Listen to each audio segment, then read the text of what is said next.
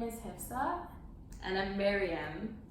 And we are Graduate Conflict Resolution Peer Advisors here at the School of Graduates, which is a tri-campus resource as a part of the School of Graduate Studies, the Department of Student Life, and the University of Toronto Graduate Student Union.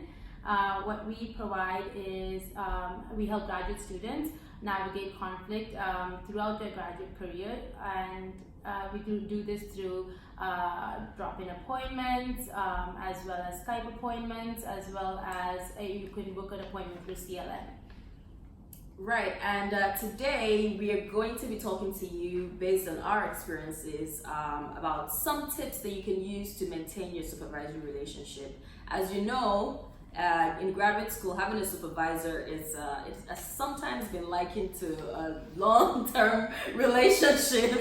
So, as with any relationship, it's important to put in the work and maintain the relationship appropriately. So, we'll be sharing a few tips from our experiences. And before we go on, we'd like to say first that the supervisory relationship is a shared responsibility. So here we're sharing some of the ways that we have taken on, our portion of the responsibility of maintaining that relationship. Hopefully, you can learn from those. Yeah, for sure. And so I'm going to jump into our first point, which is to set expectations as early as possible with your supervisor. When you're starting your graduate journey, something that will really help you is to tell your supervisor what you expect from the relationship or from your graduate studies, as well as what your graduate supervisor might expect from you as well, is something that will really help you prevent or minimize any unexpected expectations from being met. Yeah.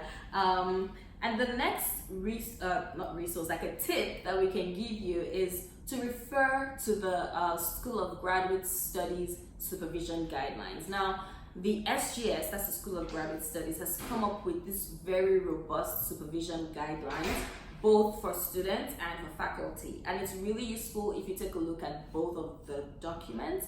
And what this does is it helps you understand what your responsibilities are as a student and what you can expect from your supervisor. So it's pretty comprehensive, it's very enlightening, and there are even case studies at the end of the document, so you can apply what you read to a real life scenario.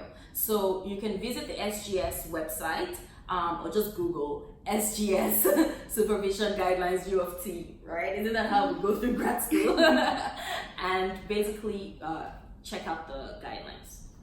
Yeah, and along that line, when you are, as you navigate your studies, for example, I work in a lab environment, something that's really useful is to ensure that you tell your supervisor if you're facing any challenges or roadblocks.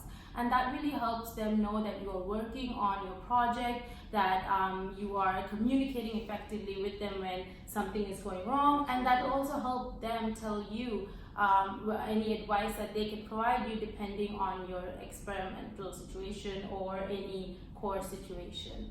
Yeah, so basically don't ghost your supervisor. Let them know what's going on. And in line with that as well, one of the things that really helps in graduate school that's helped me is staying organized.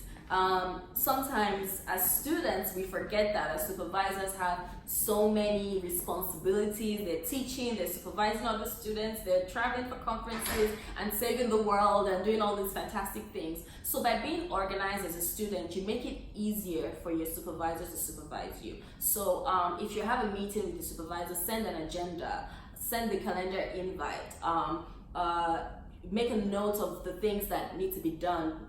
Make a note of your deadlines. Anything that makes the supervisory relationship easier, you should definitely go on that in terms of organization.